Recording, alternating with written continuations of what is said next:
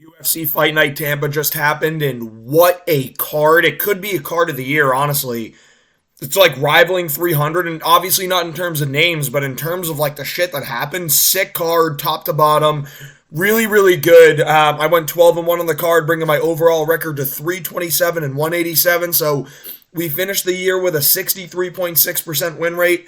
Not terrible, especially with how difficult of a year it was to predict this year. But we finished the year strong. The last 2 weeks combined, I was 24-3. So we're nailing underdogs. We're nailing everything. And you know what? I should have been 25-2, but fucking Volkov got robbed. But is what it is. Let's break down the whole card. The only fight I got wrong was Pierre Rodriguez and Josephine Knudsen. And if you guys watched the prediction video, I said that I think Josephine Knudsen's a really good prospect. She's very good. I'm going to pick her to win, but I am very worried that because she's a good prospect, she's going up against a Pierre Rodriguez, and we're just going to see a classic women's MMA fraud check.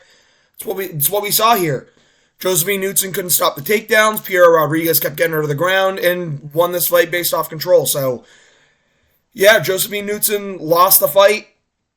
The only thing I got wrong in the card, I don't know why I even bother predicting like early prelim women's MMA. Never going to get it right. But yeah, Pierre Rodriguez won, control time. Next up, this was the lock of the card, man. It was Davy Grant versus Ramon Tavares. Ramon Tavares is okay with the hands, right? Doesn't really have any other weapons. And we saw that tonight. He was very one-dimensional against a Davy Grant. And Davy Grant won this fight, like I said, with his kicks, man. He was going to use his kicks to the body, to the legs, stay on the outside a lot, and be able to pick him apart by making this more of an MMA fight. And not in terms of the grappling, but mixing up his weapons. And it's exactly what happened here. He went out there, and I believe he 30-27, Ramon Tavares. Looked great in that fight and absolutely masterclassed at him. This is the level of opponent that Davy Grant will beat. He is. We saw a fight later in the card between Yanez and Marcos, both guys who won split decisions against Davy Grant. Very questionable split decisions. A lot of people think Davy Grant won those. Listen, man, Davy Grant's going to be winning these kinds of fights. Ramon Tavares, I think, is just a little overrated. And his last win was a robbery over Zaire Sadi. So I was just all over this Davy Grant pick, and he really looked good. He was just using his kicks to stay in front of him the whole time. Now, I'm going to whip through these first few fights on the card because I want to get to talking more about the main card because that's where the shit got electric. Miranda Maverick won this 29-28. Classic low-level women's MMA fight. I mean, it was just a lot of grappling, very boring, no real damage being done. Miranda Maverick won the fight 29-28, exactly like we call. I actually think I picked 30-27, but she won at 29-28. Jamie Lynn Horth took a round off her. That's all I really got to say about this one. This is where the card starts getting pretty damn good because even though this one went to decision, this was an entertaining fight for most of it. Felipe Lima just showed he was levels above Miles Johns the whole time. He did, and I'm a huge Felipe Lima fan. I knew he'd be a good prospect, and he showed out again tonight. The guy now has wins over Miles Johns and Muhammad Naimov, his first 2 wins in the UFC. Those are 2 guys that have great combined records. Miles Johns, it's just... Dude, I'm going to fucking brag this whole card about how I read everything perfectly. But I did! All he's got is a couple looping shots. He can't really mix up his weapons. Like, he can wrestle, but, like, not against Felipe Lima. Felipe Lima's very, very good in the grappling. We saw for the first 2 rounds, it was a lot of, like, standing on the feet. And then Felipe Lima really landing his jab at will. He was able to kind of pepper the jab out there, keep Miles Johns on the outside, and make Miles Johns miss with these big crazy hooks. Like, Miles Johns would literally just throw his crazy 2, try and loop with the left, miss it, and then Lima would stay on the outside, jab. Then we get to like that. That's pretty much round 1 and 2. Is Felipe Lima just beating Miles Johns in the feet in every aspect, using the jab as the primary weapon. Miles Johns did do a good job checking low kicks, though, so I will say that. But Felipe Lima in round 3 gets his takedown, almost gets a rear naked to choke again like he did against Muhammad Naimov. Can't lock it up. Miles Johns is a tough guy to choke. He's stocky, short, very strong, small neck, or thick neck, but like not long. So it's not easy to get the choke on him. And Felipe Lima went for it a couple times, but he didn't get it. But man, this guy Felipe Lima's a dog, dude. I'm so excited to see what he's going to do going forward. Can't wait to matchmake this card. There's going to be a lot of good ones. But Felipe Lima looked really good in a dominant win against Miles Johns. This guy's legit in the division. I think 1 or 2 more fights, he's ready for ranked comp. And we might see a guy that's This guy's legit as fuck, dude. He might find his way to like a top 10 ranking within the next year and a half. So keep an eye on Felipe Lima, brother. Sean Woodson, Fernando Padilla. This is another one I felt pretty good about, and there were moments where it was getting dicey. Like Fernando Padilla was landing at moments, but then you realize after the first minute of them dicking around in guard when they get back to the feet, Fernando Padilla does not move his head at all. He just walks forward and eats punches. And when you're going up against Sean Woodson, he finds ways to land on you, and he lands a lot.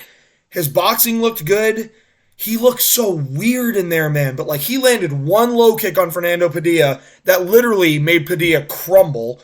And then Padilla would just keep walking forward with his hands down. And that was like the story of this is Sean Woodson had head movement when Padilla would throw. Like, in that first flurry, you saw it right away where Padilla's throwing a lot, and, like, he's landing some, but, like, every single one is parry, block. You know, Sean Woodson's moving all over the place, dipping, ducking, diving, dodging. But his head movement was much better, and his shots had more pop.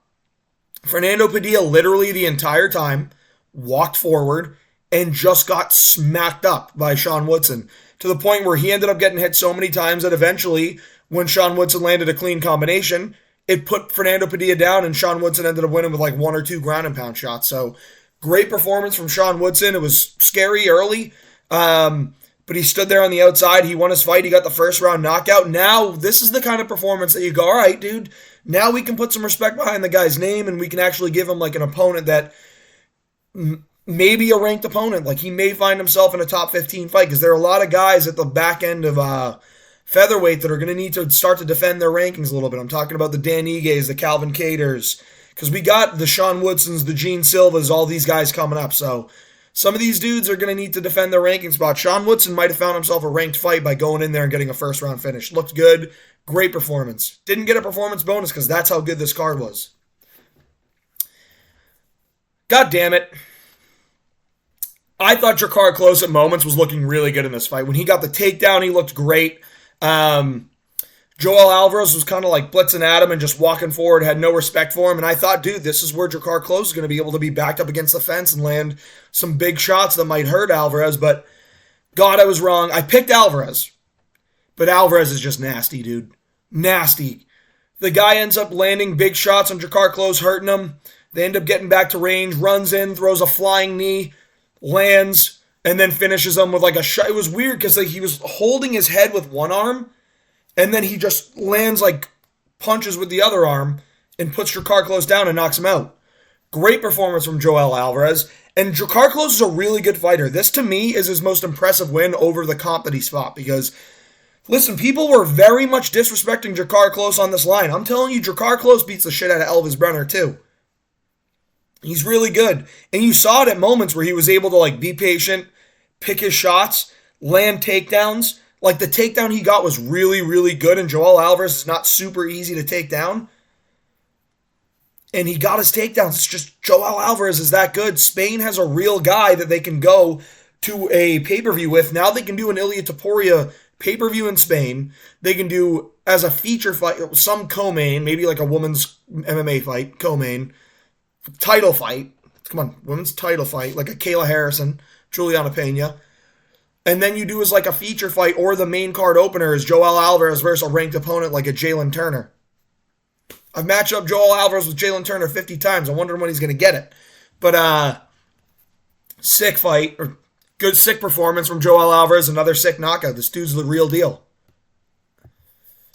Michael Johnson, Otman Azaitar. And this is what I'm saying, man. This is the card of the Unks, dude. This is Return of the Unks right now. I know we really didn't see it. Well, Return of the Unk, Davey Grant, big win. And then the next Return of the Unk is really Michael Johnson, but it gets to be big time as we go up to the main card. We'll show you, but dude, it was Return of the Unks. Like, this is exactly what I said. Otman Azaitar is going to be trying to land big bombs, and Michael Johnson's going to be a little bit more patient and clean with the striking and be able to get... I thought he was going to be able to land takedowns in this fight. He feinted it once. Or no, he did. He attempted it once. Didn't get it. But when it was on the feet, it was all Michael Johnson. Like, I know the strike numbers don't necessarily reflect all of that, but like, Otman Azaitar's best punches were to the body. And every time he was throwing those big overhands, Michael Johnson was either like letting it brush off and barely hit him, or he was blocking it or taking it on the shoulder or something. Like he wasn't taking a lot of these punches clean, and he was landing these punches really clean. The right hook was money, and that straight left hand was money. And when he was landing on Otman Azaitar, even in round one, dude was hurting him every time. Sorry, I need my water. And then he lands what might be the knockout of the year, honestly. Like, it's probably not going to be, but holy shit, was it violent. Super necessary ground and pound follow-up. Dude, he just lands that right hook. Like, they start exchanging and swinging, and that's where I get nervous. When Michael Johnson gets in the pocket and starts swinging, I'm like, oh my God, he's going to get chinned. But instead, he did the fucking chin, and he landed a picture-perfect right hook on Otman Azaitar that knocked him out. And as he's knocked out, the ref doesn't get over in time, and Michael Johnson goes bing, bing, 1-2 on the ground, sending Otman Azaitar's head right back to the mat. Oh my God, crazy, gnarly knockout. Go to my Instagram if you want to see it. I posted it. Oh my goodness. The unk is back, dude.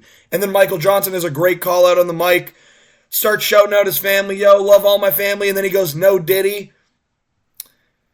I don't know why you would even say that in a sentence with your family, Michael Johnson, but okay. Funny moment. Good win for Michael Johnson. Great to see him get back in the win column. When Michael Johnson gets the dub, we all get the dub. After he was talking with Megan Olivi, he goes, I want my rematch with Justin Gaethje. It's like, bro, you knocked out Otman Azaitar in round 2. You're not getting the number 3 or 4 ranked guy, Justin Gaethje. I'm just saying. But we're going to move on.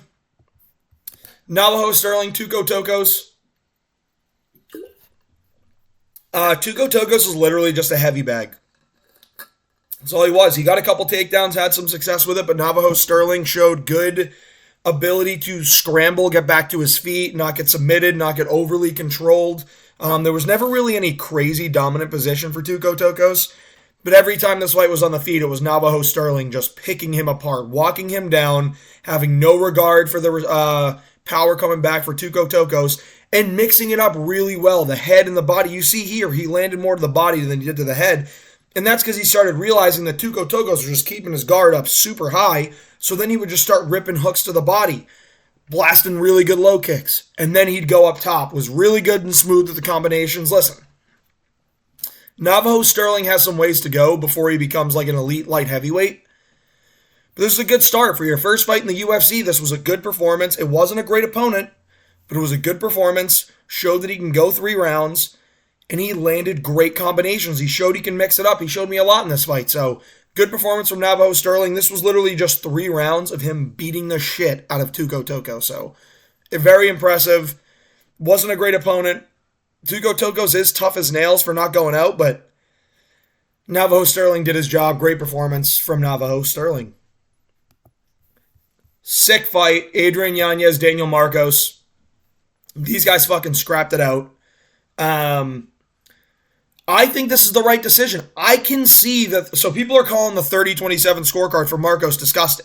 I would have given it 29-28 Marcos just because of how close of a fight it was in general. But when you look at it on the round-by-round basis, which is how you're supposed to score the fight, there is an argument that Marcos won each round. First round, clearly, won it very, very clearly. Mixed up the shots better. Wasn't headhunting. Every punch he was landing was hurting Yanez more than every punch Yanez was landing. That would hurt Marcos. That literally wasn't English. But Daniel Marcos' punches were landing better and hurting Yanez more than Yanez's were to Marcos. So, round 1's clear, Daniel Marcos. Round 2, it gets dicey because they're landing, and right off the bat, in the first minute of the round, Adrian Yanez lands a hook that puts Daniel Marcos on skates. Great combination to set it up. That left hook puts him on skates, and then they start scrapping it out, and we have a really, really close second round. Now, there are points in this round, though, that Marcos is again mixing it up with low kicks, but at this point, now Yanez is landing good low kicks. So they're trading low kick for low kick. Daniel Marcos and Adrian Yanez, they're both going to the body in this round, and Yanez has the big left hook that kind of popped Daniel Marcos, and that's why I give round 2 to Yanez, honestly. But I can see how it scored for Marcos because Marcos is landing there every shot with him, and he's having moments where he's hurting Adrian Yanez. It's just when he landed on Yanez, like you're like, oh, Yanez is a little hurt. He's kind of fucked up. His legs aren't fully under him. Where when Yanez landed the hook, you're like, oh my God, Daniel Marcos is literally on skates.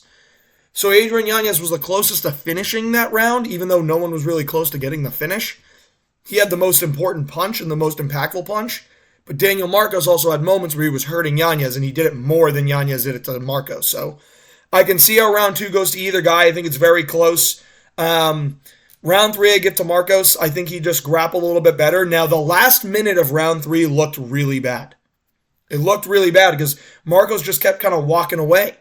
It's not a good visual. That's not how you're going to get a decision, bro. But he ends up getting it. When they're in the grappling exchanges, Adrian Yanez had moments where he was able to scramble and stuff, but Daniel Marcos was able to get his takedowns, able to have control, and really secure that round with his grappling. But this was a scrap, dude. They were landing. Daniel Marcos stays undefeated. Dude, he's got pop in his shots, bro. Like, he's really got pop in his shots. He didn't knock out Yanez, but his combinations look good. He mixed it up really well, and he was reading, and I thought he looked really dumb at first, dipping his head and throwing crazy shit. I was like, Yanez is going to time an uppercut or a knee and just sleep him. But what he was doing is he was seeing that dipping was opening up Yanez. He was dropping his hands to cover the body shot. And then Marcos would go up top. So it was really, really good setup for his shots. Sick performance. Sick fight. I do give it to Marcos. Listen, people can give it to Yanez. It is what it is. They went with Marcos, and I don't disagree with the decision. I think it did go to Marcos, but it was a close fight. It was a good fight. Yanez shows he's still got it. He ain't washed yet. And Daniel Marcos showed that, like, dude, he's ready for a ranked opponent. He's a damn good. I don't know if he'll make it into the rankings. He might beat a Kyler Phillips, but I don't know if he's going to beat other guys in that division. So we'll see. Daniel Marcos, great performance, great fight. So this fight was very, very boring until the knockout. Picked the big underdog in Justin Jacoby. You guys got to listen. When I'm picking these plus 250 dogs, they're hitting, guys. You got to listen to your boy. Dustin Jacoby and Vitor Petrino had a very close fight for the first 2 rounds. Thought it was 1-1 going into the third. But what a lot of those 2 rounds were was measuring, waiting. Anytime Petrino was going for a takedown, Jacoby was able to defend it very well, so that was encouraging to see. And I said if he was able to defend the takedowns and this stays as a pitter-pat fight on the feet, Petrino can land a lucky shot that hurts Jacoby, and we saw that a couple times. Petrino was landing shots that were genuinely hurting Jacoby, wobbling him bad. Jacoby remained patient, sat there, waited for his shots, and what he was doing is he was waiting for Petrino to overswing so he can counter. But when you saw in the first 2 rounds, when he would counter, it was just be a jab, and he wouldn't follow up with that second shot to get the knockout. And he wasn't doing that, and you're sitting there, you're like, dude, he's throwing the fight away by not following up on this. Then in round 3, they go to exchange. Petrino's too quick to throw his hook, and Jacoby just goes boom, 1, 2 down the middle, literally Jorge Masvidal versus Kamaru Usman 2, and just leaves Petrino stiff in the octagon, sends him flat to the ground. Sick, sick knockout. He absolutely sparked Vitor Petrino. Unbelievable right hand. Good moment on the mic after. Very wholesome. The crowd was booing in this fight because it was getting boring and dull, and I agree it was. But Jacoby fixed that real quick by finding the knockout blow in round 3. What a KO. This dude, Dustin Jacoby, man, like if you're not a top 15 guy, if you don't have the top 15 skill, he's going to put you away or he's going to beat you. Like I watched this guy beat Khalil Roundtree and get robbed. If a fight's going to stand on the feet, a lot of people in this division are going to struggle with Dustin Jacoby. So obviously not Dom Reyes because Dom Reyes is the GOAT, but sick performance from, sick knockout from Jacoby. Petrino just ain't that good, brother. He really isn't. Like, he's super muscular. He's sculpted out of stone. He looks like a monster. But if he can't get the fight to the ground, dude, like, he's relying on a knockout, not technique, and that's not always going to work. Good knockout from Jacoby. Still a lot to improve on from Petrino, but he's young. He'll get better. Performance of the night. Cop. Dude, this dude styled on Bruno Silva the whole fight. Literally the whole fight. And Bruno Silva was landing big shots. Not only was he landing big shots, he was landing a lot of nut shots. And I know there was a sequence of Manel Kape getting a finish that started with a nut shot, but it's one of those ones where, like, dude, Silva kicked his balls off 3 times. It's like, you know what? I don't really care. You kind of deserved it, Bruno Silva. Cut his ass, dude. Cheat. Major cheat. But Kape literally styled on his ass. All fight was faster, landing better combinations. Dude, the speed of this guy. This was an insane performance. Insane performance. Because he would go throw crazy combinations, then he would dribble between his legs and dance. Better than O'Malley would. Then he would do like a follow the Yellow Brick Road where he would just wave in Bruno Silva and then land a sick combo. Dude, he had a moment where he stood up and he did the fucking Adesanya and then just walked Bruno Silva right into a straight left hand or straight right hand. It was nuts. Dude, this performance was crazy. All 3 rounds are Manel Kape styling on Bruno Silva and emoting in the octagon the whole time. Landed great low kicks, landed good shots to the body, but when he was throwing those combinations to the head, dude, he wasn't missing and he was throwing them so fast. Every 5 punches he would land on Bruno Silva had Bruno Silva hurt. Bruno Silva would sit down on his punches and land back, and you're sitting, you're going, oh my god, those are huge shots. Kape is eating them, no problem. Dude, Manel Kape has a fucking chin, an insane fight style, insane speed, and he's going to entertain you in the octagon the whole time. Now, he called for a title shot. I'd love to see it, but I don't think he's getting a title shot. I'm cool with like a... Dude, honestly, give me Manel Kape, Kai Kara France. Because he goes on the mic and he immediately goes, I know we're on ESPN, so I can't say anything bad, meaning he can't call anyone the other F word. The based F word. And he starts going, fuck Kai Kara France, fuck Moreno, fuck Pantoja, I want my title shot, fuck Pantoja. And he's just like yapping, dude. Like great promo on the mic. Dude, we're Manel Kape fans, brother.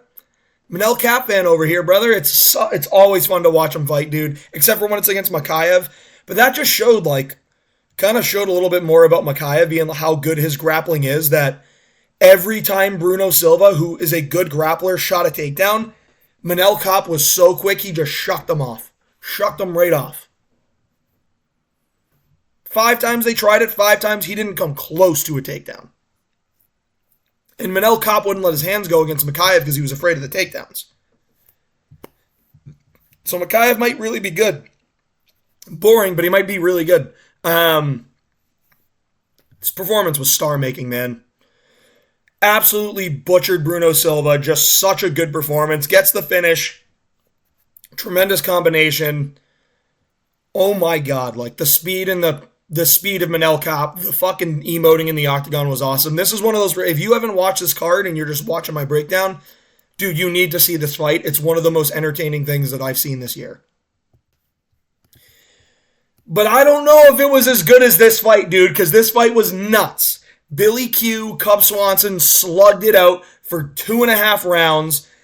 Now, this fight started Cub Swanson winning round 1 by landing big right hands and just... It wasn't the prettiest striking, but it was well set up. It was a little slow, but he was landing, dude. Landing on Billy Quarantillo with that right hand, and it was going to be a problem all night. Another underdog pick, nailed. And bro, he looked so good in round 1. He did. Now, I'm going to start this by saying I would like him to retire on that. It was such a good moment that he... Listen, that's a great way to end your career. That's your 30th win. It's a huge knockout. You set the bonus record for featherweights. You do it in front of a crowd that goes crazy for you. That's how you should retire. But round 1, not all Cub Swanson. At the end, Billy Q's having some moments, but he's just not hanging in there as well as Cub is. Cub standing in there, landed more shots, doing more damage. Round 2 is all Billy Q. I don't want to say all Billy Q, but they're scrapping it out. Billy Q is landing not only the better shots, but he's implementing his takedowns and able to kind of really grit this out. Just do the classic where he sticks his head down, pushes you against the fence, tries to kick your leg out, tries to move your arm, drag you to the ground, landing good shots on the feet as well. Billy Q's winning round 2. In round 3, Cub Swanson goes back to the bread and butter and just lands the most picture-perfect, soft jab, right hand right on the chin of Billy Quarantillo, knocks him out cold, We got another Unk of the Night performance, bro. Cub Swanson just unked the shit out of this, dude. Talk about more. Dustin Jacoby, Unk. We have the Michael Johnson, Unk. We have Davey Grant, Unk. And now we have Cub Swanson unking it out. Big knockout. Sick knockout from Cub Swanson. Just lands the 2 right on Billy Q's chin. Knocks him out cold. Cub, please retire, because that was going to be the best performance I think you're going to put on for the rest of your career. That was amazing. Gets fight of the night for it. Unbelievable. Sick knockout. Cub Swanson, dude. Thank you for everything you've done for the sport. You've been a legend of the game. You show people how to fight.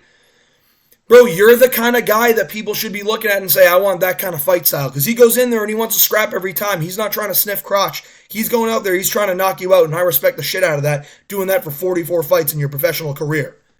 I salute you, Cub Swanson. Thank you for everything you've done, and that was his last ride. Let that one sit in real quick. Because Joaquin Buckley, Colby Covington, I'll say it right now. I had Buckley round 3 TKO. The fight was stopped early. I think this fight was just about to become a scrap. Now, Buckley did beat Colby's ass. Beat his fucking ass. In the striking, it wasn't even close.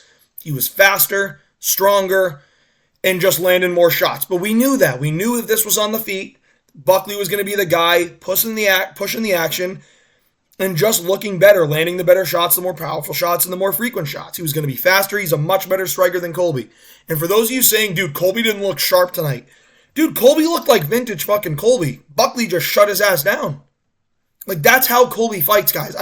Have you guys never watched a fucking Colby Covington fight? It's always sloppy, ugly striking with a crazy pace.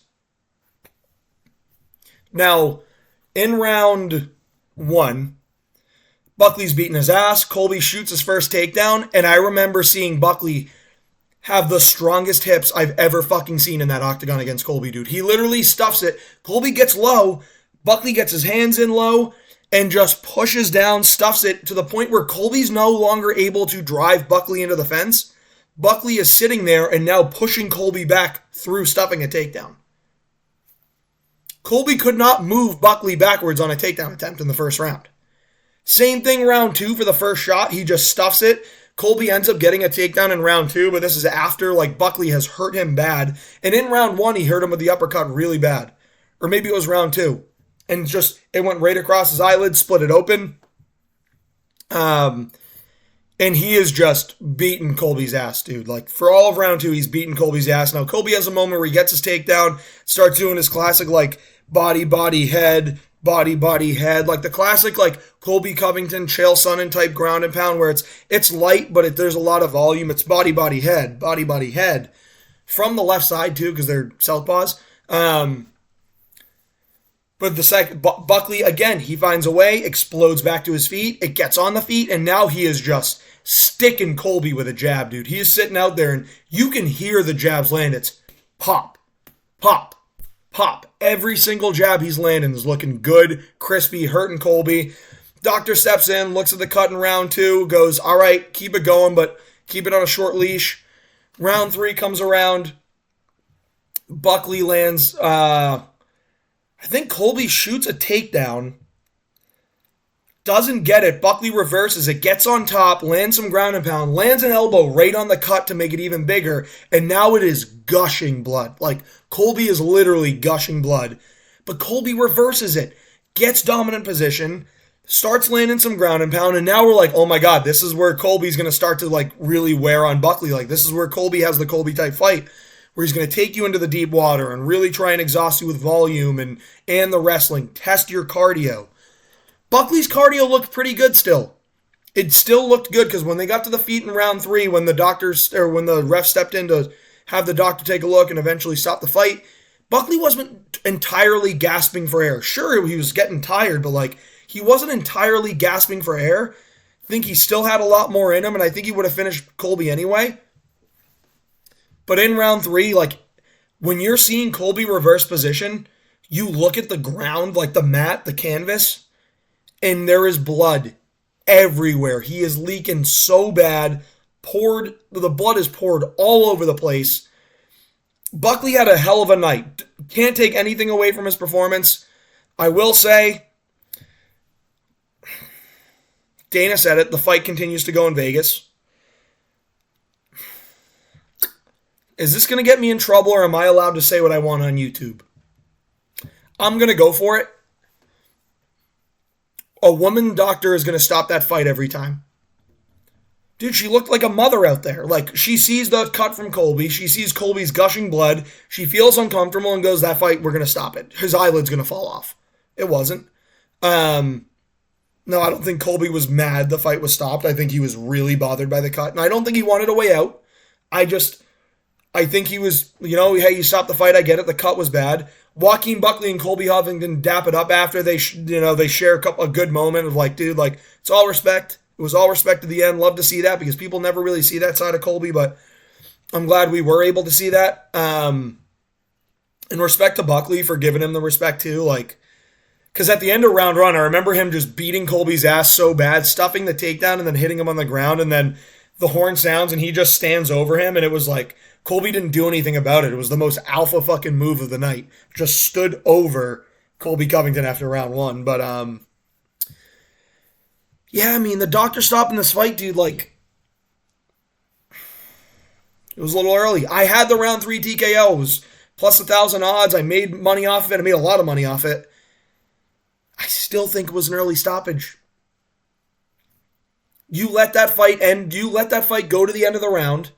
And if Buckley hits it a few more times at that end of the round there, then you can start considering, because, all right, it's not getting any better. But Colby was just starting to show signs of aggression and, like, the ability to drag this fight into deep waters, and they stopped it. I thought it was too early. So, man, you have a woman go in there and try and stop this fight, like, she's going to feel uncomfortable seeing all that blood. She is. It's a dude doctor. He's probably like, yeah, keep going. Fuck it. Like, if he dies, he dies. I just think it was an early stoppage, but this card was a revolutionary card, a generational card. What a way to end the year. This was one of the best main card of all time. Maybe not of all time. The best main card of the year for sure, because when you compare it to 300, it's like the Bo Nickel fight with Cody Brundage was shit. The Oliveira Arman fight had a lot on the line, but it wasn't the most entertaining. Holloway Gaethje was sick. Zhang Weili versus Yan Xiaonan was fun, dominant, but fun. And then Pereira's knockout was 1 round and sick. But when you look at this one, it's like scrap for Marcos versus Yanez. Good performance from Navajo Sterling. Not the most entertaining, but good performance. And that was a 6th fight. All-time performance from Manel Kape.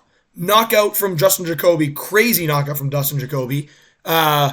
Crazy knockout from Cub Swanson. Great performance from Joaquin Buckley to end the year. What a card. Hope y'all enjoyed it. We finished the year strong on predictions. Got a bunch of content coming to you in the offseason. Going to be a lot of tier lists, a lot of rankings, a lot of award stuff. If you have anything specific you want me to make a video on, let me know, because I have like 15 that I have ideas on, but I want to pull a shit ton of content out of my ass here. Let me know what you want to see. Matchmaking's coming out tomorrow. Ranking's coming out Thursday. If you enjoyed the video, please like and subscribe. It's been a hell of a year. Let's start 2025 right. Let's do even better on predictions next year. Let's fucking go. Thank you for the ride this year.